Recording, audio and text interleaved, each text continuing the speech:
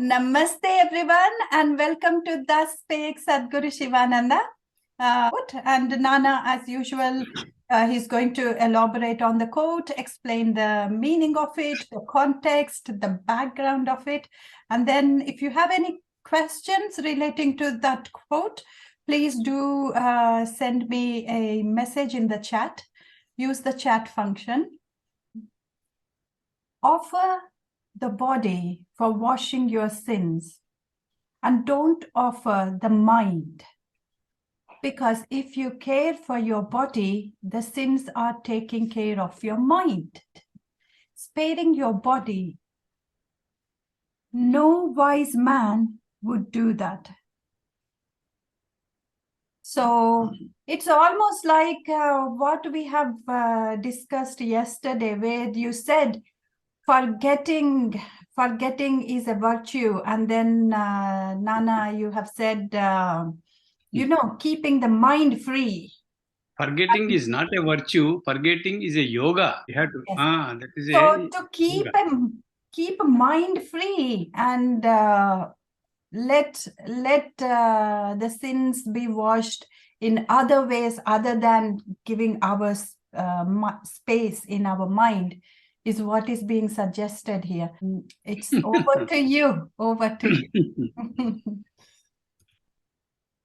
Namaste. Sri Gurubhyo Namaha. Again, here we have a wonderful quote. It doesn't seem to have any connection with the previous quote of the state of desirelessness. Yesterday we spoke. But it is closely connected to it if you go deep into this quote. And it would also explain to us what could be that, what you call the state of desirelessness. How can we reach? Yesterday there was a few doubts about that, how to reach that. Yes, reaching is, of course, a distant thing that we can think of. But here, this is one greater step. Almost this may also lead you to that. Here, what we say that, in that quote, we said that, we should not have the desires. Desires mean there the things related to this world. When you think of this world, the primary attraction is your body, because you are more concerned with your body, and the rest of the things of world rest. First, you are only interested in yourself, your well-being, your healthy functioning. And why then we are having all these things, this ill health, this and that, and the worries and the troubles, they will be coming to you. Why could it be? As we have been born some time ago, as an infant, we have been crawling. Then we were not worrying ourselves for whatever happens to us. We used to simply cry or draw some attention of some others. But, we were not worried what it was going to lead. For example, if you have a small cold, a common cold, you are very doubtful of something else. Your mind is engrossed with that, looking into the papers, looking into the reports, looking into the doctor's explanations and all that. And you imagine yourself that there's something very big thing is going to happen to you just for a common cold. And you may be having a little cough. And then we relate these things to something else, that is a dreaded one. And you are dreaming about that. Your dream is that, you are involving your mind there. So instead of what is happening to your body, a common cold, but you have taken that in a bigger one into your mind. So what is not done to your body, you are doing this to your mind. So you are taking a heavy burden on your mind. A small thing you are getting to your body. But your mind is thinking about that, worrying about that, looking here and there. Mind cannot do anything by itself. Again, the body has to help the mind. But still, this mind keeps you so busy that, your bodily function, bodily pain or anything, this also you may forget. This is a very simple examples we can take from our ordinary life itself. Suppose, if something is worrying you, have a good music, put on your YouTube, and then you start listening to it, your wonderful favorite song. To that extent, your mind gets ease up. And you are not mindful of your body then. So mindfulness of body is the pain. Otherwise, body is jadam. Jadam means, it has no options for itself. It has nothing to say, and it's only, in other way, it's an appliance. It's not more than that. Unless you put your mind into your body, you are not an entity. So you have become an entity, and your body creeps into your mind, and your mind creeps into your body. But your mind not only creeps into your body, it creeps into the entire world. That is the power of the mind. So you will be getting all those troubles which somebody has died. Oh, what was the reason? What was the cause? You are going to inquire. And with that inquiry, you are bringing all those things into your mind, and this mind is going into your heart and also to your body. Guruji always says, don't imagine anything about these things. Let the things happen. Let them happen. If it is going to come, let it come. You are not giving any invitation to that. Don't give an invitation.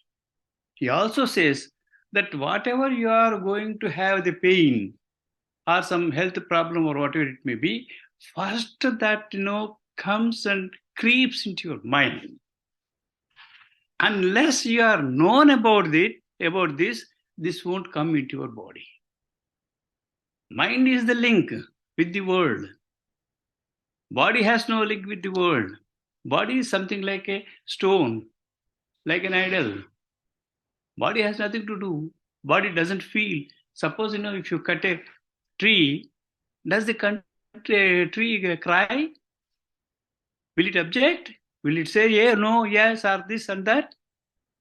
It doesn't do anything. If you cut it, okay, if you give water, it takes. Body is also that. So that is known as Jano. Bhagavan Ramana Maharshi clearly explains everything is Jadam. So that Jadam has nothing to do. It is just a physical thing existing there. Now, animals are there. Animals, do they expect that something is going to happen and some COVID may attack it? So its mind is not looking into that aspect. So what Guruji says, first, the things, you are inviting it into your mind. You are thinking about it in your mind. For whatever the things, and there was one very important person, very dear to me. She asked Guruji, because for a very small thing as any pain, which may be any pain, we take the superlative, we use superlatives to explain it. We simply say, we are dying with the stomachache. Dying, that's all. It's a headache, I'm dying with this headache. Any problem, you take any problem, you use the superlatives to explain. That the other one should understand that, you are undergoing so much of pain, and that means, you are expecting some sympathy from the other. Then he says, oh, what happened? Then he adds something more. No, it's better, you should go to a scanning, brain scanning and all that, because this headache, it should not come like this. So again, you have to run to a neurosurgeon and some scanning and this and that. So we are making our life as a corporate doctor.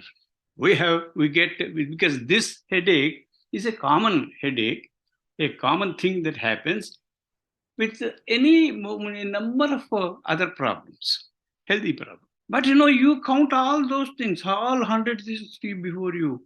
And then the corporate doctor says, you should take this examination, you should go for this.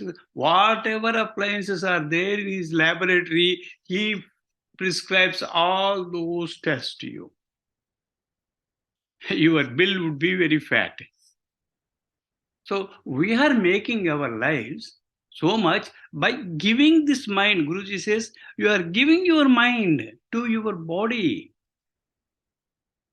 We always see that all sufferings, you are only feeling through your body. All happiness, you are only getting through your mind. Mind is the important device, a software device, because it is not a physical one. It's software. There is no where. It's a soft device. So this soft device has enormous strength, enormous, what you call, the spread. It can go to stars. It can go to galaxies. So its extent is unimaginable. So you are taking your small problem of a stomachache to the galactic mode. You are imagining that way. So he says, don't offer this to your mind. Suppose if your body is suffering, let it suffer. Actually, there was also, Hema was asking about sadhana. What is sadhana and how to sadhana? So this state of desirelessness, you have to do some sadhana. What kind of sadhana you can do? Because sadhanas are so many kinds of sadhanas are there. And what is sadhana? How can one take sadhana is a very big question. But here, when Guruji says, no, you are giving to your mind, your mind is exploding the entire issue. So better don't give your problem to your mind. Let the problem, if it comes up, it has the solution in itself. And in course of time, it happens this. And I was referring to one of my closest, dearest one, who was asking Guruji that, I have this problem. So this almost, dying with this and dying with this. Then quietly said, you will not get any pains of dying nature, because you can't live with the dying pain. It's so simple, because the thing when somebody hears it, why Guruji has not shown any sympathy, and then he did not say, no problem, you can take this medicine or this medicine. And he also used to give homeo medicines. So he could have given me some medicine and said, no, the pain would be there, you can go. But because we have referred to this, if you say stomachache is there, he could have given you some medicine. But if you say that I am dying out of it, so if you are dying out of it, really dying out of it, how could you come to me and talk to me? It's a very simple question. Simple thing. That, you are not dying actually, but you are imagining the pain to that level of dying. Because dying pain is something what we all consider that it was the very gravest thing that we could see in our life. That's the last one, that's the greatest thing. Guruji also mentions about this death. The death experience for all common people, it would be something like that, some 1,000 scorpions are biting you throughout the body. Because from every part of the body, the prana vayu has to be taken up. It has to go to the mukhya pranam. And from mukhya pranam, it has to go out.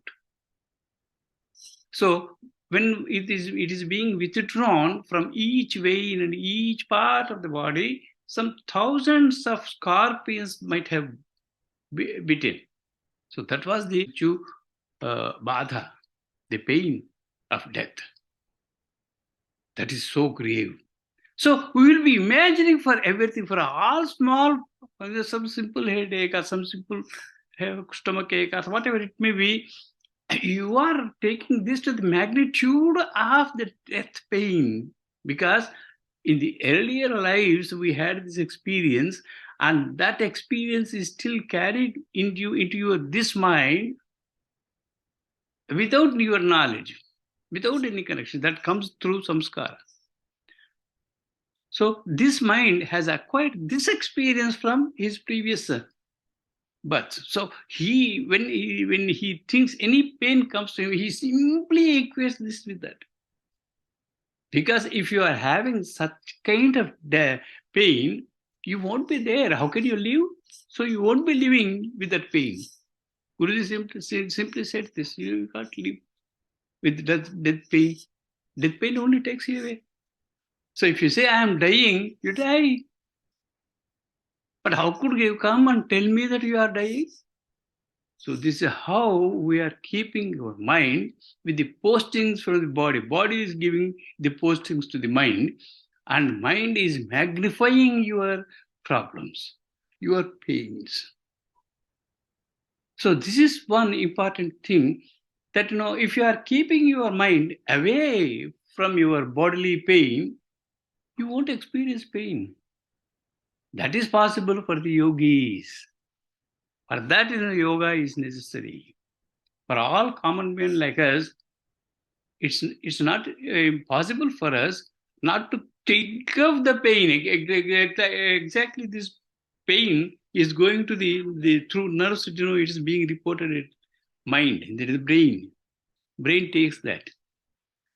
And where is mind? Is it in the brain? You don't know mind, because it doesn't have a state. Mind is all everywhere, not in within you and outside you. Mahamanasa, we call it outside you. The Mahamanasa, that is. This is only Manasa, and Mahamanasa is there. So you are entering this pain into your mind, and this mind explodes it into the Brahmanda.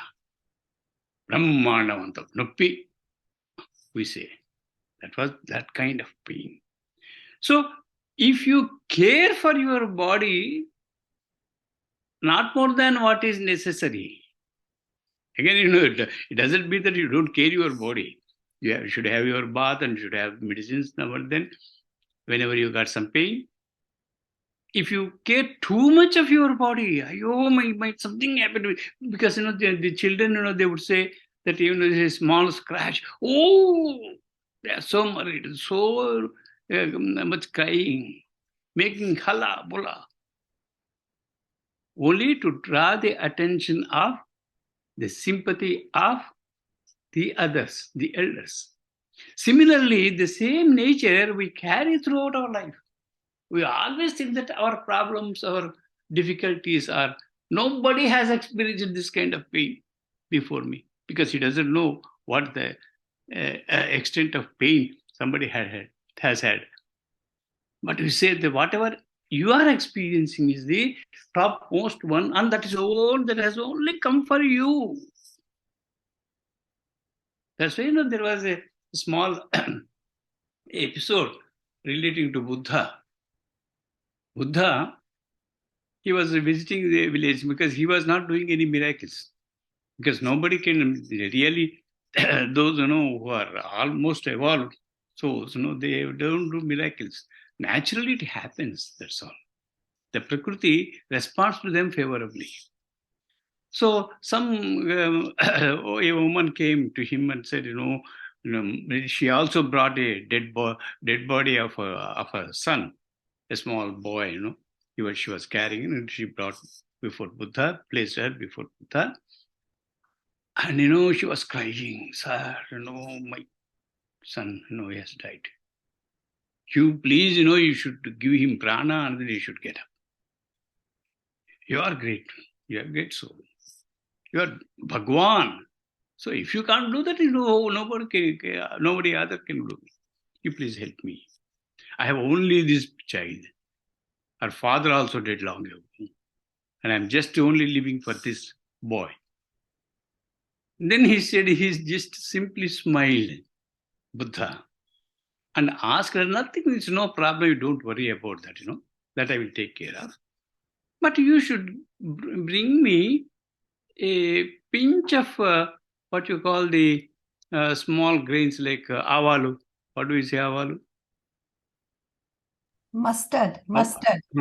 Yeah, mustard seeds. Small, you bring a small half spoon or half spoon of this mustard seeds from any house where death has not taken place for any of their family members. Oh, that's I can do it. She went house to house and house to house. And she was inquiring about this, and give me some small mustard seeds.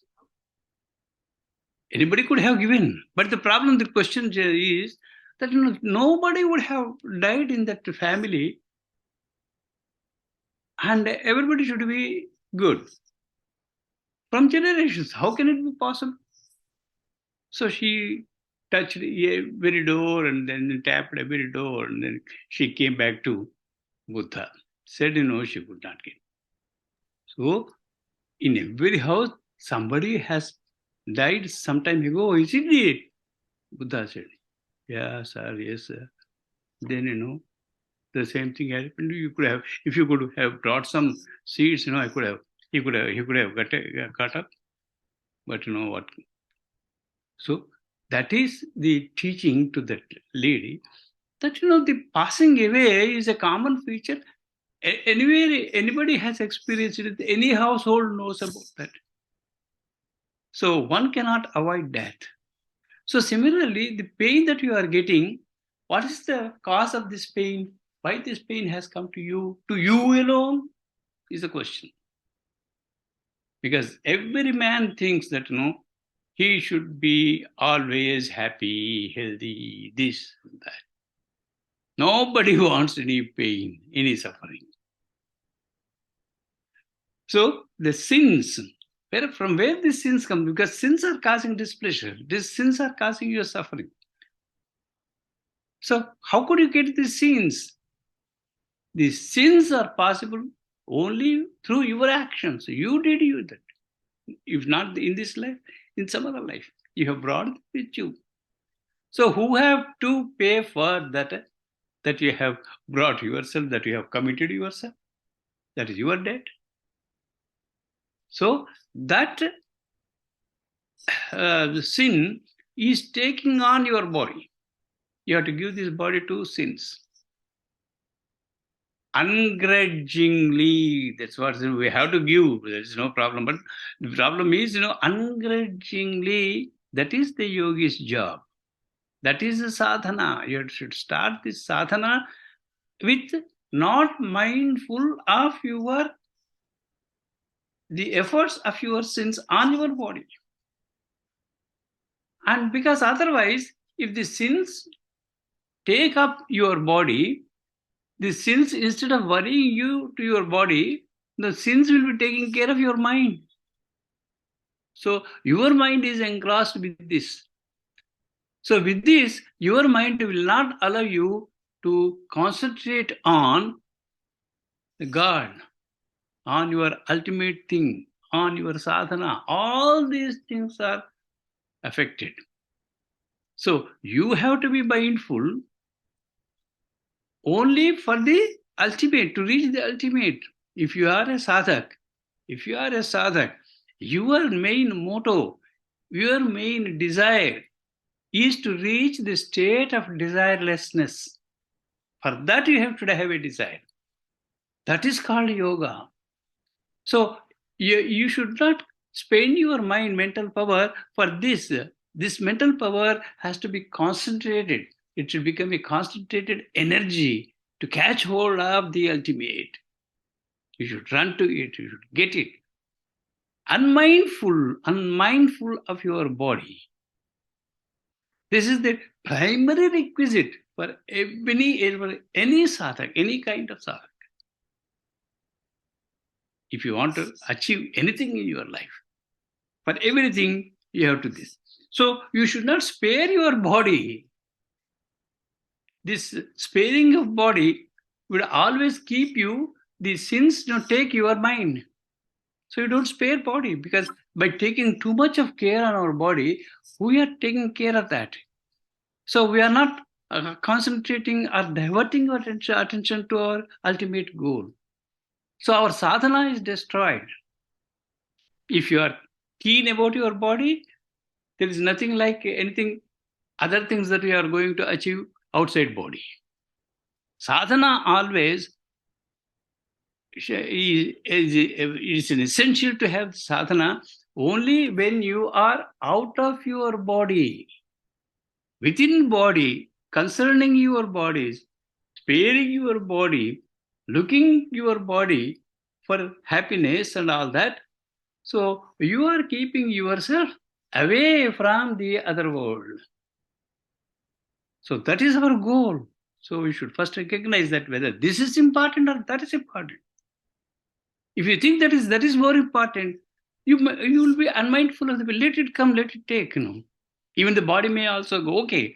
In this sadhana, if you lose in this state, if you lose your body, and it is not a death, because that is, you are beyond the body, and you are, if necessary, for further sadhana, if you need some body comes by itself. Bodies may come and bodies may go, but you should have a continuity. This continuity of soul is what Guruji mentions clearly in his Katha Yoga. Katha Yoga is the book. If you think that you should go out of body and continue to stay, continue to exist, continue to your sadhana, so for that it is Katha Yoga, he suggests. So I think we are out of time, and now it is for Hema to see us all off. Yes, Nana. Before we do that, I have few things. Yes, Guru Garu, when he talks about getting rid of sins, there's no way we can wiggle out of it, obviously. When I'm saying sin, it's not the Western meaning of sin. I'm talking about papam here, because we are speaking everything in English. The quote is also in English. That's how I said it. But otherwise, papam, to get rid of papam, the cheapest way, he said, was with money. If you lost some material things, then that is the cheapest way to get rid of your papam. And the second thing is body. The getting rid of your papam with your body is a second way of word. The third is the most costliest way to get rid of your papam is your mind. Keeping your mind full of that misery and taking it all on into your mind, and that is the most costliest way of getting rid of your yes. papam. That's why you should not be mindful. That's what he says. Yes. That is the costliest. Yes. So yeah. that should be avoided. Yeah. If it is I remember. suffering of your body, it's okay. You just don't worry about that. Yeah. If it is loss of money, that's the easiest way of losing it. Yes. But the option is not yours in losing money. Because that happens by itself. That happens by itself. But the sins, they choose the way how to touch you. Yeah, but remember, the option is not yours. Yeah, I remember when we were little and we got burgled. Our house got burgled, and everyone was showing so much of sympathy. You came there and you said, "Oh, we had a visitor. That's very good." And then people were like, "What's going on? These people, this family doesn't seem to be bothered that they have been burgled." And we were like, "Shiva has visited." You were coming from school at that time. I brought you from school.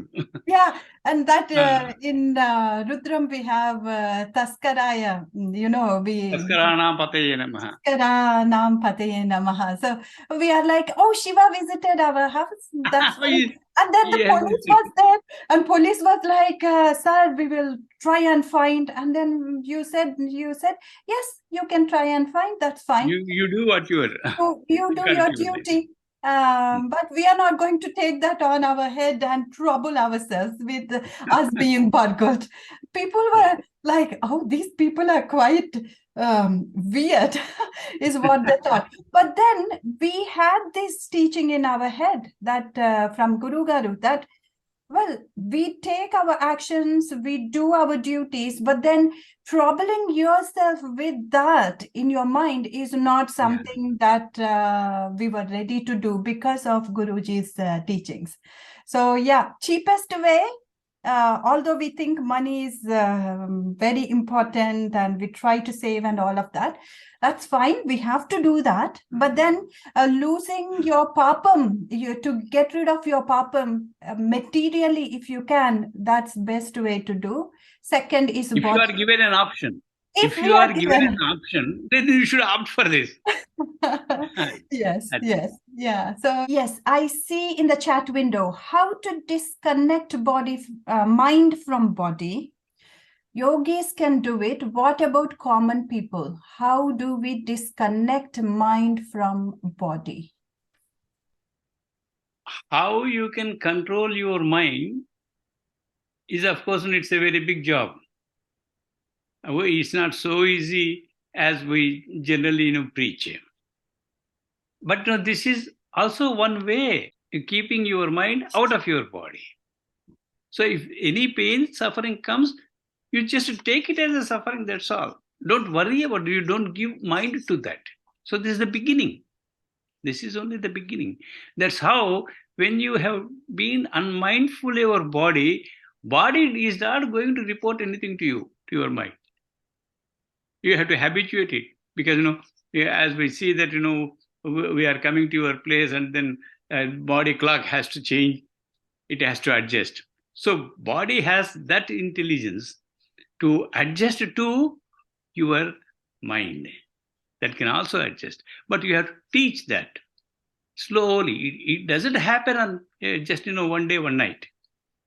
So it is because you are living for 100 years or 60 years or 70, whatever it may be. Throughout your life, you have to practice this. It is not going to be possible only in one night and 1 year or 2 years or 6 months. Because we are leading a common life, an ordinary life. So we are not yogis. We are not great sadhaks. Most of the 99% of people, we have so many worries, so many things, so many duties to do, so many things are there. We lead only a common life. In common life, there are so many things. So for that, you should look into the Aryan culture. Aryan culture teaches you how to live this wonderful life. So this, this when we come to the culture, we can think about that. But we have to practice, you have to make a beginning. It's a beginning step may not lead you to the ultimate. It's only a beginning. You start, you should teach your body that, because this is a problem that has come to you, you have to solve yourself. Most of the pains, 80 to 90% of pains, they disappear. We simply, what you call now, apply some amritanjan or this and that for some time. And then keep it in a sleep. That's all. But it should not allow you to worry. That's all.